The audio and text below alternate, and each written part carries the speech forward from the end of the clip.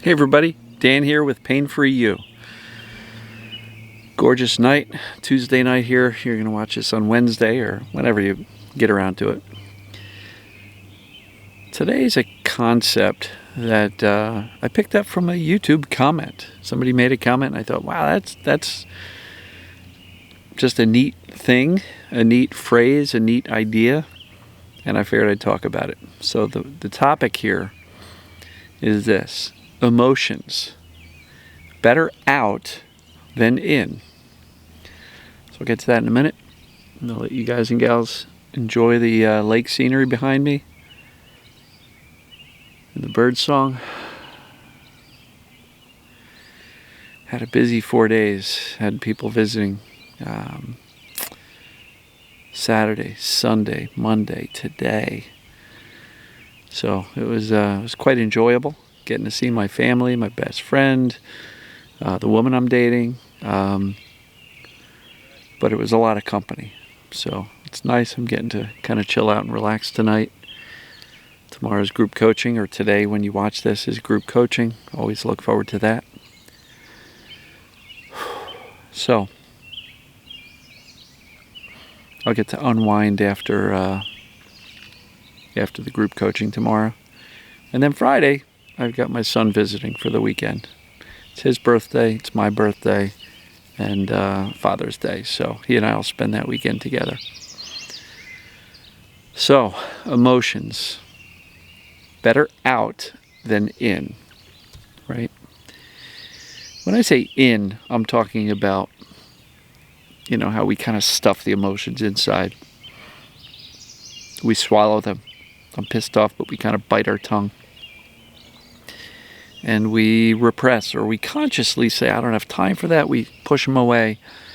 We don't like feeling emotions. We know that if we express them and share them, sometimes aggressively with others, there are absolutely social consequences to sharing our emotions, expressing them with others, right?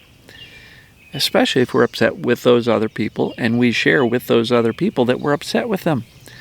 Well, guess what happens? There's social consequences. People don't like knowing that you're upset with them. It's just human nature. So I want to delineate between feeling emotions and expressing them. They're both two different ways of getting the emotions out. Suppression, repression, resistance, running away from emotions, going la la la la la, I'm not feeling anything, making believe you're not upset, angry, sad, whatever. That's resistance. That's holding them in though. Because when you do that, they don't go away.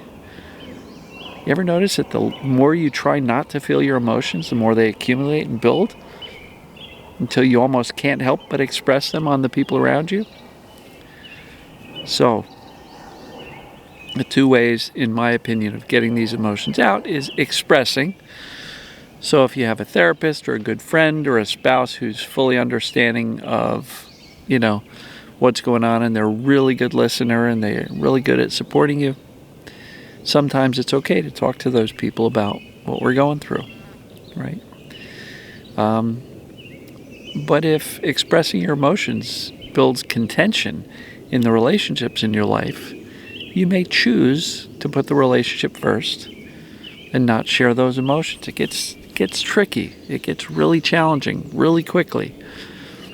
So let's set all that aside, because I'm not a relationship counselor. I'm not a relationship coach. I'm not going to tell you under what circumstances you should or should not share your disappointment or emotional status with the people around you that are in part creating the emotional status. That's not what this video is about. This video is about allowing the emotions out. Now, lots of ways to express emotions. There is journaling, verbal journaling, therapy, screaming at the top of your lungs in your car, punching a pillow, right? And probably infinite other opportunities. I used to get emotions out playing the drums. Nothing like beating the crap out of a drum set to get a little bit of stress out, right? And I did that for a lot of years. I probably played from when I was 5, and I still play, but I played seriously into my 20s. often, lots of practice, lots of gigs. As a matter of fact, up until about right before COVID, I was actually playing in a band as a drummer.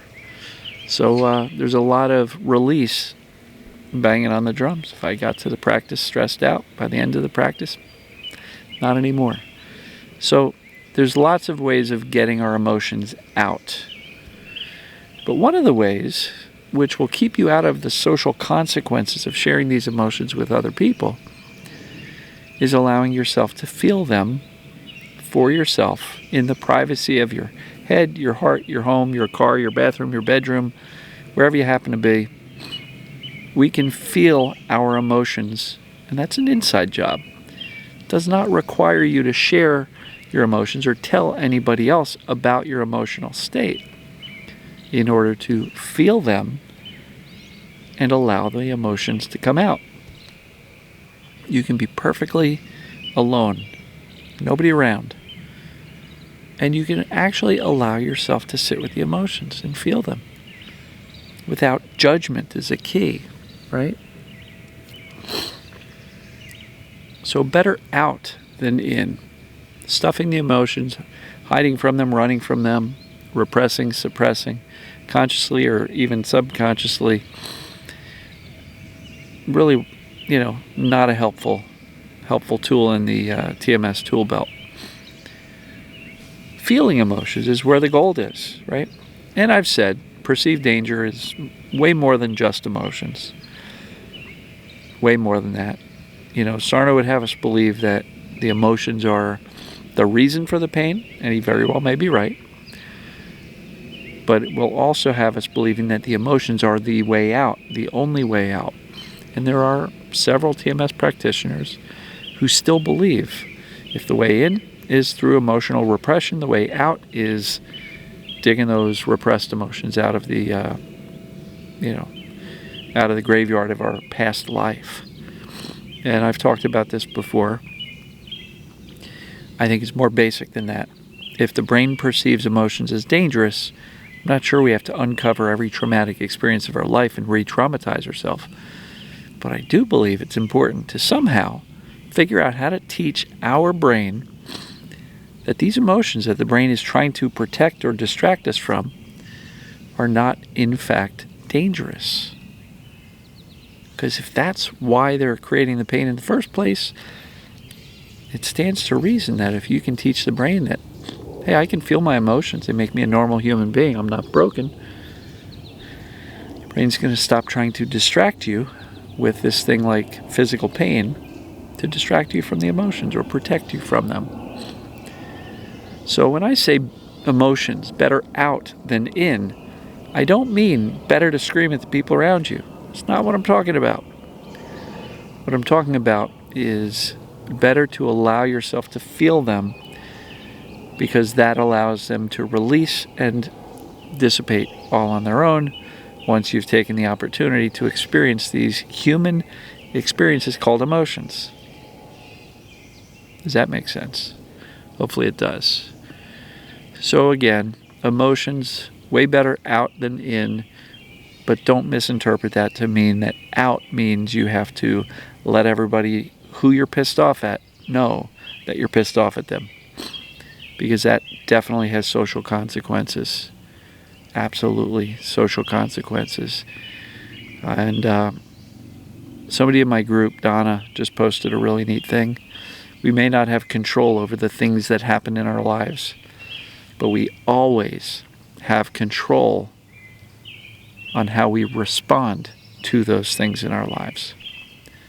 Therein lies your power, therein lies your ability to influence how your life is.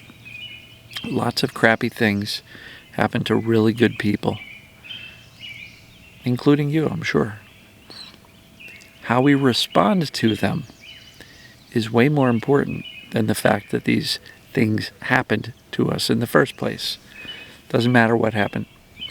We do have the opportunity to choose our response. It's really important. Between every situation and our response, there's a brief pause.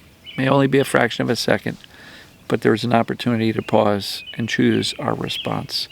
When it comes to pain or other symptoms, my recommendation is to always choose calm, soothing reassurance.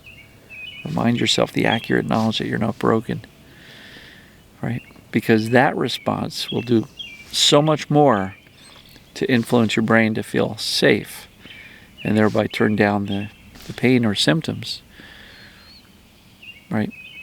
It's just the right way to go. So what do you guys think? Emotions, better out than in? Or do you still feel it's good to swallow the emotions and make believe you're not pissed off? You know, had a little debate with somebody who was kind of saying, screw my emotions. You know, because they get me in trouble or bad things happen. This video hopefully makes it clear what my perception is on the out versus in aspect of emotions. We don't have to hate our emotions. We don't have to run from them. Use your discretion as to whether or not sharing those emotions makes sense given the relationship's importance to you.